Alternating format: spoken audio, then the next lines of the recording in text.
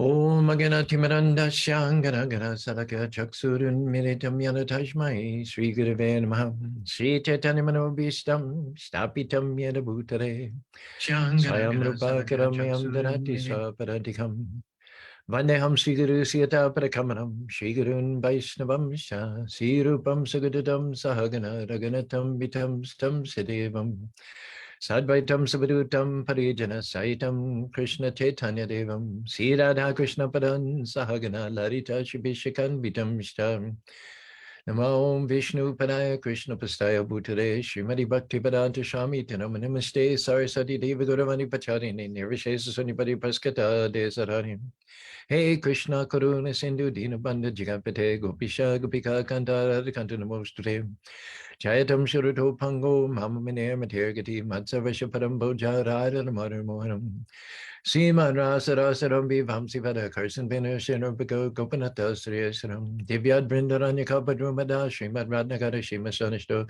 Sri Sirada Shira Govindade Prastadabihi Sevamana Shmarami Namo Brahmanya Devaya Go Brahmani Taya Cha Jagati Taya Krishnaya Govindaya Namo Namaha Mangalam Bhagavan Vishnu Mangalam Gururajaja Mangalam Paridikaksho Mangalaya Tanohri Om Narayanaya Vidmahi Vasudevaya Dhimahi Tano Vishnu Prachodhyate Om Mahadevi Cha Vidmahi Vishnu Padnita Dhimahi Tano Lakshmi Prachodhyate Mahalakshmi Namastubhyam Namastubhyam Saraswati Hari Pare Namastubhyam Namastubhyam Dhanarire Tapta Kanchana Govingi Radha Vindavanishari Vishavanasute Devi Pranamani Hari Priye Sri Krishna Chaitanya Prabhu Nityananda Shri Abheda Gadadhar Shiva Sadi Gaur Bhakta Vindam Hare Krishna Krishna Krishna Hare Hare Hare Rama Rama Hare Hare.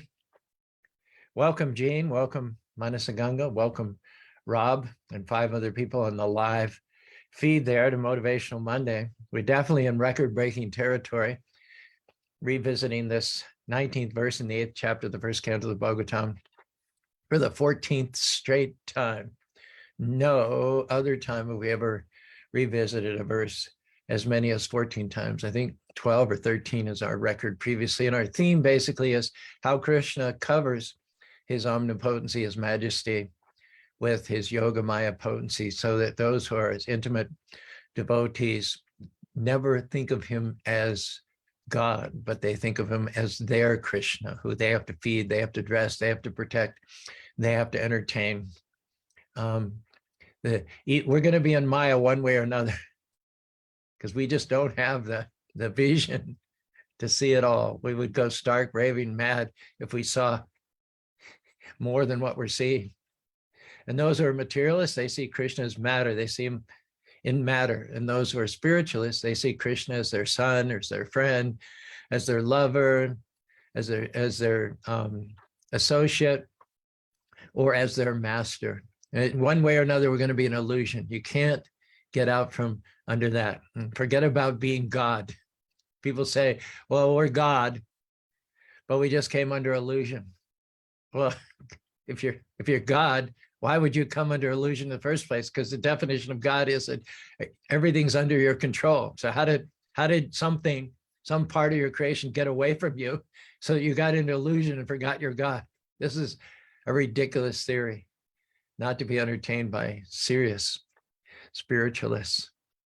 Fact that we're under illusion, fact that we can't know everything simultaneously at one time, the fact that we don't have the vision of the brain to accommodate more than just a small piece of reality.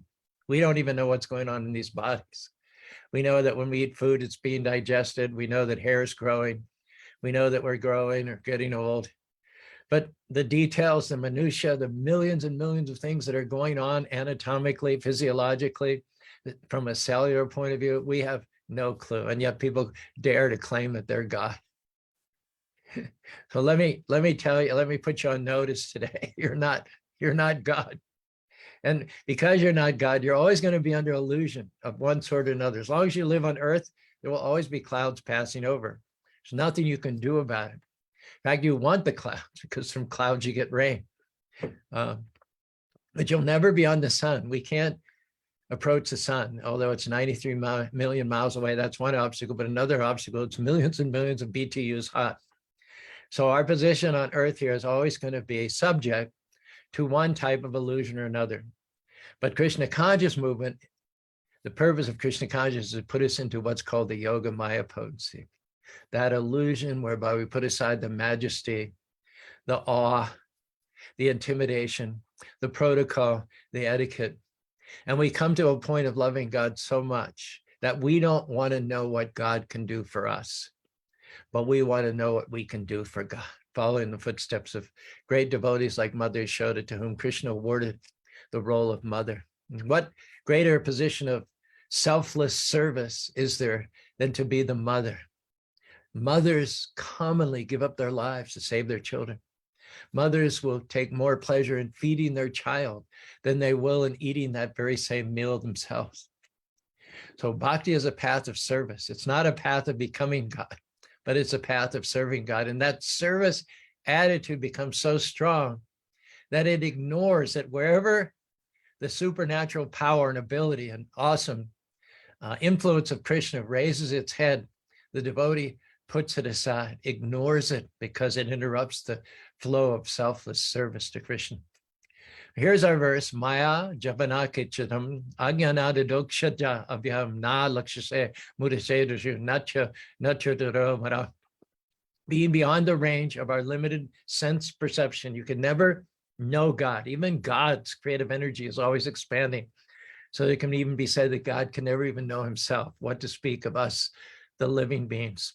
You are the eternally irreproachable factor covered by the curtain of deluding energy. You are invisible to the foolish observer, exactly as an actor dressed as a player is not recognized. And we talked previously about how it was that when Lord Brahma stole the boys and calves of Krishna, tucked them away in a cave, looked back, all the boys and calves have been replaced. So it was a completely different set.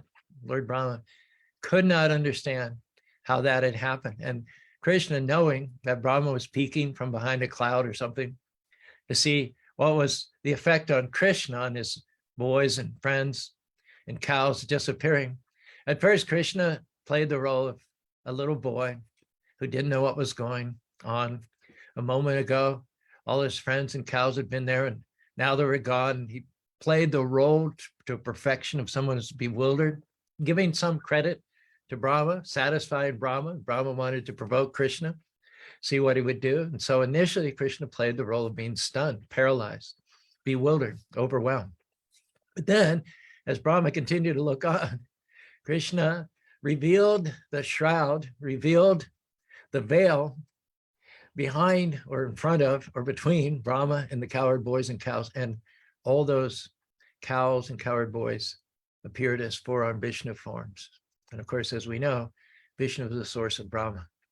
Brahma appears on the lotus flower, which grows from the navel of Vishnu. And here are millions and millions of Vishnus presenting themselves before Brahma. Brahma naturally gets vertigo, becomes disoriented. He doesn't know whether he's up or down, left or right. What in the world is going on here?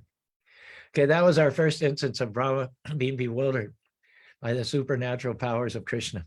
He got both sides. He got the satisfaction of seeing Krishna acting out the role of being overwhelmed and bewildered. Krishna satisfied the innermost desire of Brahma's heart by taking that moment, standing stock still, apparently stunned, with a little morsel of melting food in his hand, as if he were distracted by the vision before him. But then in the next moment, he put Brahma in his place. He's basically saying, how dare you challenge me? How dare you pose your mystic powers against my mystic powers? How could you possibly win? Whatever mystic powers Brahma has, those were given to him by Krishna himself. Tene Brahma Rida Ya Akari Mayanti Ya Suryaho. It says Krishna knows Brahma's mystic powers better than Brahma knows himself, because Krishna is the one who put him there. So he, at one and the same time, satisfied Brahma in a very friendly way by playing the role of a bewildered cowherd boy. And the next moment, he put Brahma down. He put Brahma in his place. He helped Brahma to understand that compared to the powers of the Supreme Personality of Godhead, Krishna, Brahma's powers were insignificant. Even Brahma himself said after this incident, he said, Krishna is like the sun. Krishna's mystic powers are like the sun. And my mystic powers are like those of a glowworm. Said, now when the sun is out, the firefly or the glowworm, you can't even see him. You don't even notice him. In the pure daylight of the sun, the firefly is not even noticeable.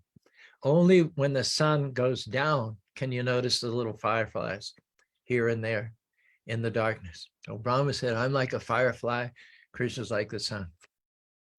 So there was another instant also where Brahma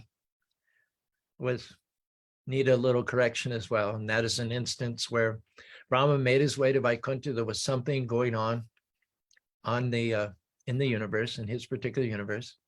He made his way to Vaikuntha. He planned to take up the issue with Narayan. Krishna intervenes from time to time to curb the miscreants, most especially to please the devotees. So Brahma came to Vaikuntha, came into the waiting room. He said, I'm here to see Narayan. Please tell him that Brahma's here. So the messenger went in, said to Krishna, Brahma's here to see about something going on in his universe. And Krishna said, ask him which Brahma. So the messenger came out and he said, which Brahma? Brahma thought about that for a second. Which Brahma? Now he presides over, he's created over a vast universe, solar system with galaxies, and so much going on there. He's like the frog. This whole universe of Lord Brahma, which he thinks is all in all, is like the well of the frog. Prabhupada tells the story of Mr. PhD frog. He lived his whole life in his well. He knew everything about that well. There wasn't a single detail, not a brick, not a dab of mud, not any mortar or grouting, not a drop of water, not any moss that the frog didn't know, hadn't written a paper on, hadn't discoursed about, at least to himself, in the echoing chamber of the well there. One day, a fish, different versions, one say a fish, one say another frog, dropped in. Dr. Frog said, where are you coming from? He said, well, I come from outside the well. Dr. Frog said, outside the well? You mean there's a world outside of this well? Can't even imagine where you come from. He said, well, I come from another body of water called the ocean. Dr. Frog said, what is the ocean? They said, oh, it's a big body of water. Is it bigger than the amount of water than my well? Oh, of course it is. It's much bigger. Dr. Frog, wanting to measure everything from a relative point of view, wanting to encompass everything by the power of his puny intellect, he started asking, was it, I mean, is there twice as much water as my well? A lot more, 3 times as much water as my well, 4 times. His only point of reference was his well. He was limited by his experience. First step in understanding God is put aside your experience, put aside what you think you know, and be prepared to have your mind blown. Be prepared not to understand the unlimited powers of God. So Brahma, when he heard the question, which Brahma, he's thinking, you mean there's something outside of my well? And Brahma is omniscient inside the universe. There's little, if anything, that Brahma is not aware of that goes on in this universe. Just like another counterpart of Brahma, Yamaraj. Yamaraj is the Lord of death, the Lord of justice. So when souls leave their bodies, they come to Yamaraj, and Yamaraj decides what kind of a body they're going to get next time around. And in order to make that decision and to be fair and just, he has to know everything about the lives of every living being within this particular universe. So Yamaraj is omniscient, Brahma is omniscient. Paro maranyo jagatashitao tampratampadavatiram yad antashtitayana bhavanti antashtayana bhavanti rokahan. When the Yamadutas came back after being baffled in the death chamber of Ajamil, they were looking at Yamaraj differently. Prior, they had thought that because he's omniscient, he knows everything within this universe, he would be God naturally. And so when they experienced the Vishnu Dutas and saw that the Vishnu Dutas were more powerful, more effulgent, more knowledgeable than they were, then it kind of tended to minimize the role of Yamaraj in their eyes. They thought, oh, there's somebody higher than Yamaraj. They went back and they were looking at him not quite with the same amount of respect as previously. So Yamaraj said, Param Madhyano Jagadashantushtata. You're thinking that because I am omniscient within this Jagat, within this universe, that I am God. Param Madhyano Jagadash. But besides me, there is another who also knows everything that's going on in this universe. But he is Protam Batam Bisha, like the threads, the vertical and horizontal threads that make up a quilt. He pervades and support. I know everything in the universe, but he comprises the universe in his extended Paramatma feature. He creates the universe just like horizontal and vertical threads create a piece of cloth. And not only does he create this universe, but he creates many, many other universes. And myself, Brahma, Shiva, Varuna, Indra, Chandra, Vayu, we are all insignificant servants of that supreme Lord who created millions and millions of universes. In this way, Yamaraj adjusted the perspective of his servants, the Yamadutas, so that he could understand that he himself was a servant of someone much greater. And in the end, it did not diminish the respect that Yamaraj's servants had for him. They come to respect Yamaraj, but in a different way. They respect him as a servant of a servant of a servant of a servant of the greatest, of the supreme personality of God. Kind of in a crude way, someone says, well, they work for Apple or they work for Google. Kind of like, oh, kind of gets your attention. So Yamaraj says, yeah, I work for Krishna. Brahma says, yeah, I work for Krishna. So Brahma not only is in Krishna's waiting room, antechamber, wanting to take up some disturbance, some problem that he has in the universe that's beyond his power to solve. But now he's being tutored even further by Lord Krishna. When the question is asked, which Brahma are you? Brahma thinks about that for a while. And then he says, in a real kind of small voice, probably when he arrives, said, tell Lord Narayan that Brahma is here. Then the messenger comes back out, says, which Brahma? And you can now imagine Brahma's, the one with four heads. The one with four heads. Now he's much more tentative about himself and the whole thing. So then he went back and he said to Narayan, the four-headed Brahma is here. And then Krishna said, oh, okay, show him in. So Brahma came very humbly. He discussed with Narayan the situation in the four-headed Brahma's universe. And then just before he left, he said, Lord, I have just one more question if you have a minute. He said, when I was announced as Brahma, you asked which Brahma, and then I said the four-head Brahma. So are there more Brahmas than me? Krishna laughed, and he called all the Brahmas into his sabha, his assembly house. And then all of a sudden, there were millions of Brahmas, and many of them were bigger and older, and many of them presided over bigger universes and older universes than Brahma. And they all crammed in and assembled, and they all said, you called us, Lord? The Lord called them, and every single Brahma from every single universe, or maybe not, maybe there are more, maybe it was just a small portion. They had dropped whatever they were doing, whatever important universal affair they were in the middle of, they were interrupted, they dropped it when the beck and call of Krishna came, and they appeared toot sweet, pronto, front and center, bowed down before Narayan, Supreme Personality of God, and said, Lord, you called us. And then the Lord said, oh, it's nothing. You can go back.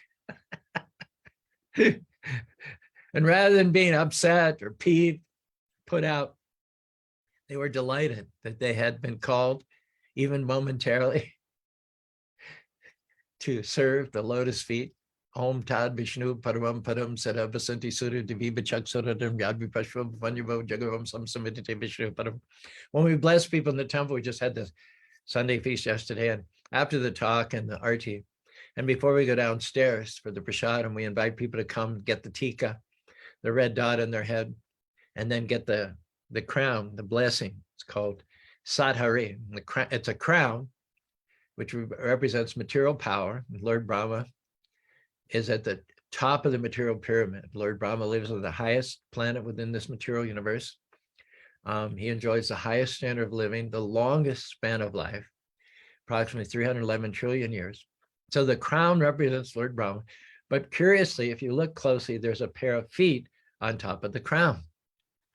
So we put that on someone's head. And what is the meaning? Om Tad Vishnu Paramam Param Sarabhasanti Suryo Deviva Chaksudadatam. Om Tad Vishnu Paramam Param Deviva Chaksudadatam Yadatam Yadatam. It's a blessing that even if you get to the position of Lord Brahma, even if you get to be the controller of the universe, in fact, in Mormon-dominated Utah, there is a belief as part of the LDS philosophy that you can, if you're a very pious, righteous person, be elevated in your next life to have and to populate your own universe. That kind of fits with our Vedic conception as well. But if you get to that position, the highest possible position of material influence and power that a living being, an ordinary jiva, can obtain, you still have to remember it was only by the grace of the Lord. It was not by your own efforts. And that is what the blessing of the crown on top of the head is. So Lord Brahma is reminded that as powerful as he is and as omniscient as he is within this universe, he owes everything to the favor and the blessings of the Supreme Personality of Godhead. So it said, Yashta Madata Maleka Ashabudi Param Todo Klishati Antarogadaha. Although Krishna is the source of millions and millions of Brahmas, and although Krishna empowers all those Brahmas to create universes, to maintain them, and to be omniscient within them, he is not visible to his intimate associates of the spiritual world as the all-powerful Supreme Personality of Godhead. Those inhabitants of Goloka Vrindavan, the highest planet of the spiritual world. Lord Brahma lives on the highest planet of the material world. Krishna lives on the highest planet of the spiritual world. Think of a tree, a banyan tree on the bank of a water, and then think of the reflection of that banyan tree. Think of the reflection of that banyan tree as upside down. So this material universe is like the upside down banyan tree. It's like the reflection of the tree. It's not the real tree. And so at the top, at the root of this material world, just at the dividing line between reality and illusion, that root of this material world, that is Brahmaloka, that is Satyaloka, that is the abode of Lord Brahma. So Lord Brahma is just a small flip from the spiritual world. In fact, like I said, he lives for 311 trillion years. But the real world is, in fact, the upright banyan tree, where, properly speaking, its roots are down and the branches are this material, this reflection. The branches are down and the roots are. So that very fact, that very description indicates this is not the real world. And Lord Brahma is not the Lord of anything permanent. His position is temporary. His power is temporary. But fortunately, after executing his lordship over this material world, at the time of leaving his body, he gets to go home back to Godhead. And in the spiritual world, even Lord Brahma will be a servitor of Lord Krishna. Brahma says, when he saw those other Brahmas in the same room with him, he said, I feel like a mosquito amongst elephants. Said others may say they have power, they have influence, they have a high position. But as far as I'm concerned, I am Krishna's maidservant. Seeing myself in connection with all these other Brahmas in the antechamber of Lord Narayan, my aspiration is that in a moment, if I could give up my sovereignty as Lord Brahma over this entire universe and trade it in to be a blade of grass in the spiritual world on which one of Krishna's footfalls comes, I would consider myself enriched and elevated by millions and millions of times. So our Brahma, he would trade his position of sovereignty for the most so-called insignificant position in the spiritual world. A drop of water, some shade, a tree, a cloud, some grass under which Krishna, over which Krishna could put his soft footpaw.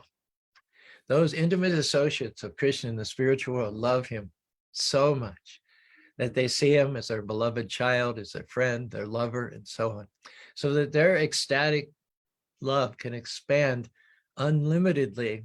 They put aside thoughts of reverence. They forget Krishna as the supreme Lord of all universes.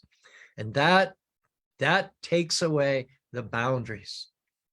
That allows their love to expand unlimitedly. And one may consider the activities of treating Krishna as a helpless child, a handsome boyfriend, or a playmate to be manifestations of ignorance and delusion. And that's not untrue. Just as the ignorant people in this material world are unaware of the power of the Lord, of his all-pervasive presence everywhere as the super soul, the inhabitants of the spiritual world, the ever-liberated souls, are not themselves free from illusion. They're not themselves free, at least from a certain type of ignorance. They welcome, they embrace that ignorance by which they ignore Krishna's position as God. They are in fact ignorant of Krishna's position as the Lord of Vaikuntha. They consider his majesty as a secondary feature and prefer instead to focus intensely on his infinite beauty. Yam Shayam Asundaram Achinta Gunasharupam. In fact, Krishna himself shares these mood of his devotees in the Chaitanya Trina, Aishwarya Ganate Sabhajagat, Aishwarya Stila Tanami and Mora Prita. He says, knowing my opulences, he says, the whole world looks upon me with awe and veneration. The whole world sees me as the source of all wealth, strength, beauty, knowledge, fame. And they come begging boons and begging blessings from me. Even the queens of Vaikuntha, as pure devotees as they are, their love for Krishna cannot help but be conditioned by the opulence of Dwarka, by the opulence of Vaikuntha.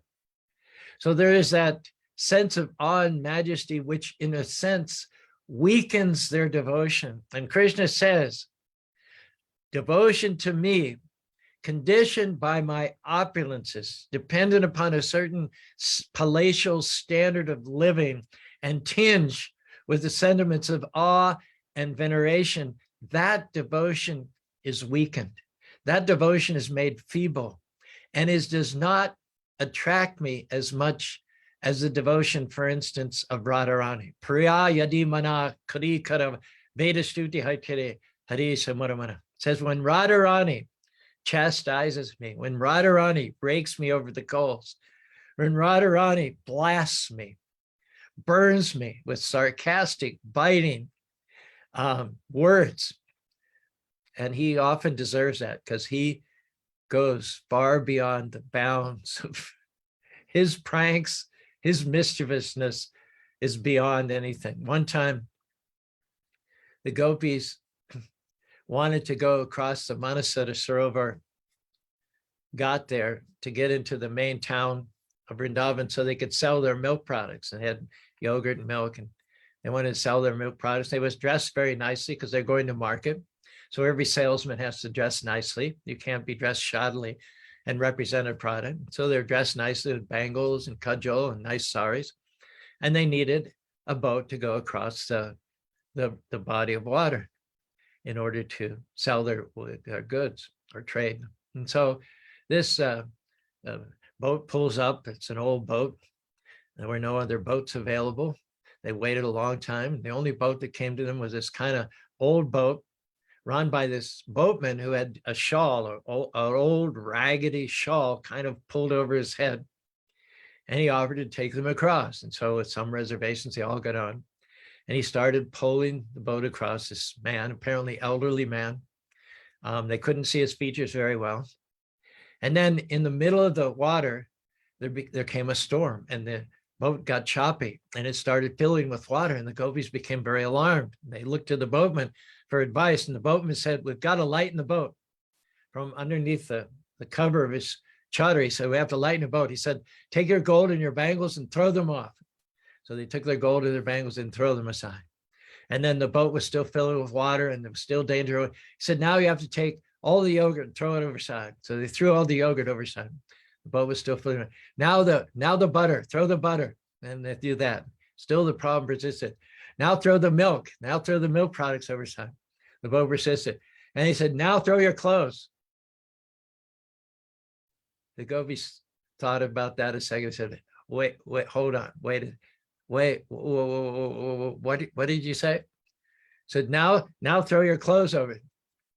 Excuse me? So, and they began to think, who is this?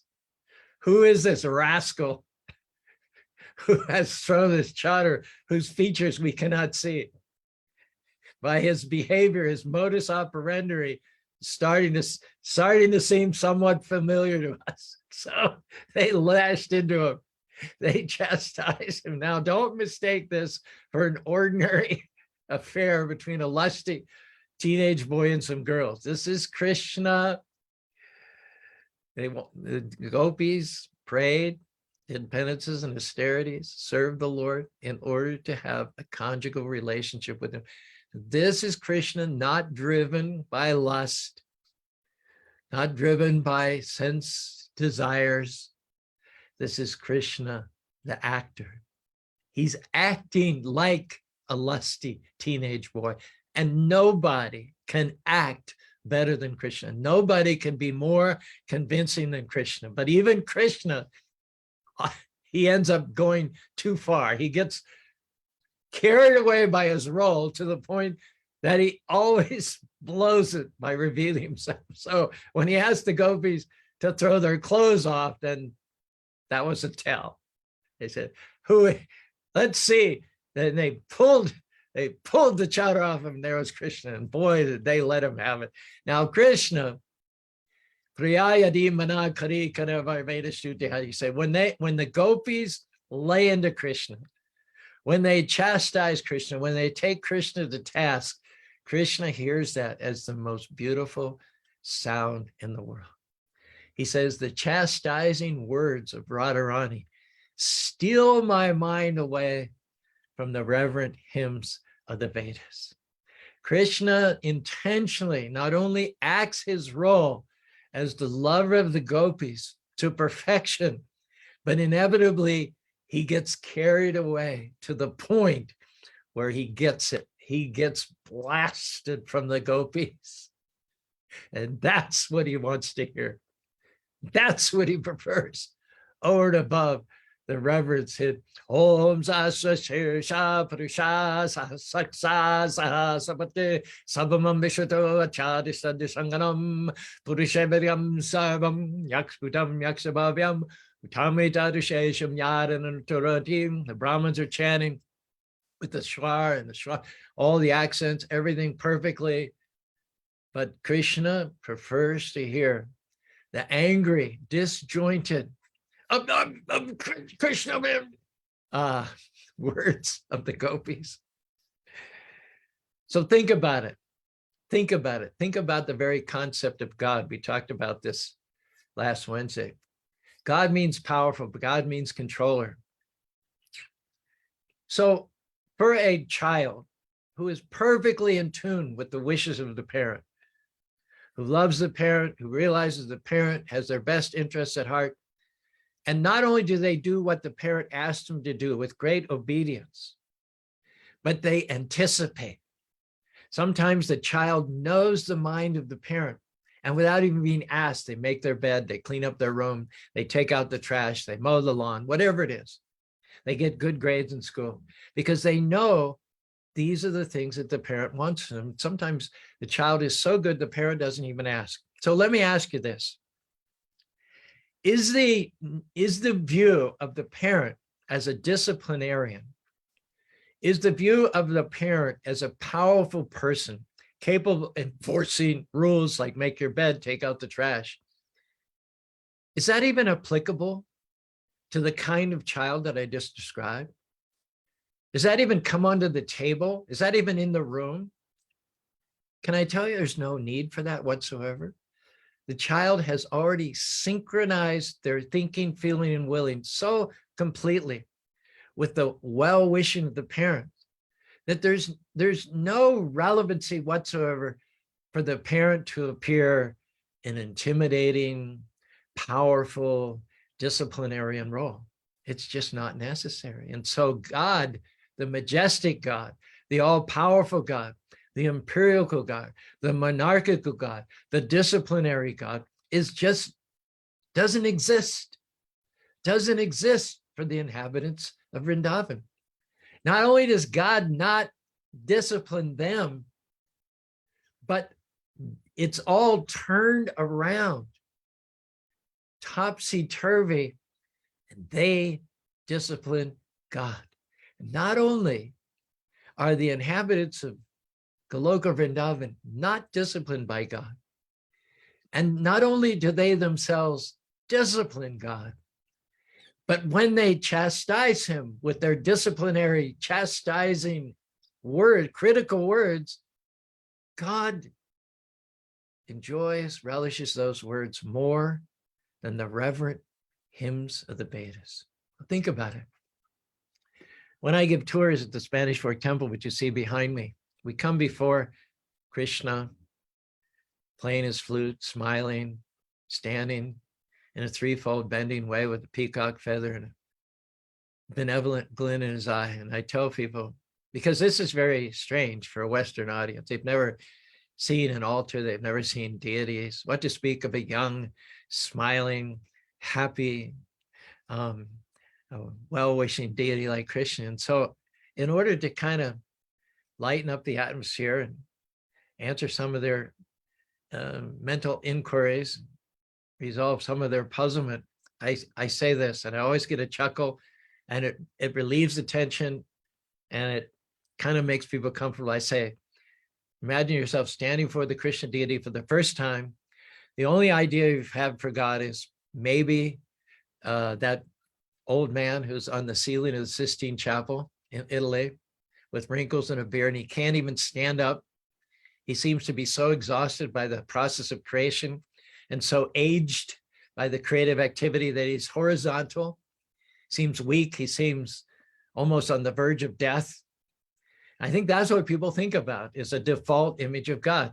And so when imagine yourself appearing for the first time as a Westerner, and not only do you think of God, have you thought of God as an old guy, but you've also got all the quotes from the Old Testament fanatic, Old Testament zealous prophets who ranted and raved against deity worship. So imagine you've got all this going through the mind of a Westerner who for the first time is appearing before the beautiful marble deity of Krishna playing his flute. And so I say, we believe this is the same God whom you read about in the Old Testament, but here he's in a much better mood.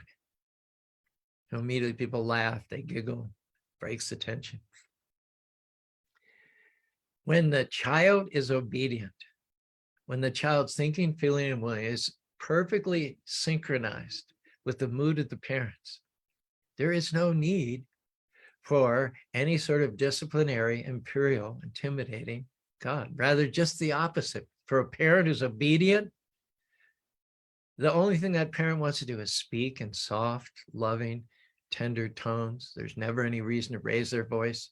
There's certainly no reason to raise your hand and threaten discipline against that child.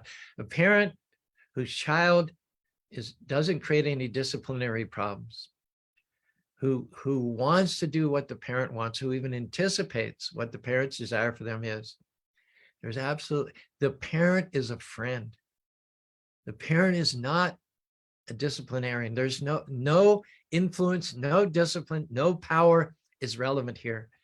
Such a parent will sit that child on their lap, smell their head, and talk to them in sweet terms, pat them on the shoulder. They're friends. They're not superior and inferior. They're not parent and child. They're friends. Now, think of another child maybe who's always a problem, always going against the wills of the parents, always whimsical and capricious. The parent loves both children, but there's one mode of behavior toward the child who's perfectly in sync with the parent, and there's another mode of behavior for the parent whose child is a problem. And both times the parent is acting out of love, but for the disobedient child, it's completely opposite. Never does a parent have the opportunity to sit that child in his lap, to speak in low, soothing terms, to make jokes, to come down to the level of friendship. The disobedient child forces the parent to be threatening, to be intimidating, to speak with a loud voice, to intimate punishment. That's also love, but the disobedient child forces the parent to love them in an altogether different way. And so for those who have not matured, who have not purified themselves, who have not elevated themselves to the Krishna concept that God is my friend. Again, we gave the example of the policeman. For an honest citizen, the policeman is their friend. But for a citizen who's breaking the laws, the policeman is a source of power, a source of intimidation, a source of fear. So unless and until you come up to the point of 100% Krishna consciousness, Hare Krishna, Krishna Krishna, Hare Hare, Hare Ram, Ram Ram, the sense of God as having power is going to be an element. And in fact, even in our ISKCON temples throughout the world, Krishna is worshipped in opulence. We don't worship Krishna with just a dhoti, a sacred thread, a flute, and bare-chested. We don't worship Krishna as if he was in Vrindavan. At the stage of development, at the stage of maturity that we are at, we worship Krishna in awe and reverence. We dress Krishna opulently. We give him opulent foodstuff. We build opulent temples. We make an opulent altar, lest we prematurely start to feel familiarity and contempt with Krishna. So at this stage, and most importantly, under the direction of expert spiritual master, our worship of Krishna contains elements of that awe and majesty, which is necessary at this stage. But after some time, we will graduate. We will end up in a more intimate relationship with Krishna. But we need to take our time. We need to do everything diligently, conscientiously. We need to serve the spiritual master in love and devotion and extreme, deep, heartfelt gratitude, so that by his grace and by his mercy, eventually we'll come to more and more intimate stages of service of the Lord. The nature of one's relationship with the Lord is compared to sugar water. Initially, sugar water is very liquid, wishy-washy. And then when you heat it a little bit more on the fire, the sugar water becomes slightly more thick. And so as we serve the Lord with those elements of awe and majesty, with regularity, with high deity worship, does involve protocol, it does involve etiquette, it does involve regularity, it does involve hygiene. There are restrictions. There are no restrictions between Krishna and his devotees, but between neophyte devotees and Krishna, there is some majesty, there is some awe. We have to observe everything very, very nicely. But just like the sugar water, the more it's heated, the thicker it becomes. And becomes thicker and thicker and thicker. So the more we serve under the regulative principles of the spiritual master, the more our intimacy and our relationship with Krishna thickens without the consequent contempt. And eventually, that which was liquid and watery when it matures, it becomes rock hard, like rock candy. Eventually, our relationship with Krishna will become so thick and so solidified that we will see ourselves as a servant, as a friend, as a parent, as a conjugal lover, but not now. That will come later. Right now, just cling to the lotus feet of the spiritual master, serve amongst the devotees, chant Hare Krishna, and in the fullness of time, we will be revealed. We will see our eternal Satchitananda relationship with Krishna, either in the terms of neutrality, in terms of servitorship, in terms of friendship, in terms of parent, in terms of conjugal love. Hare Krishna, Krishna Krishna, Hare Hare, Hare Rama, Rama Rama, Hare Hare.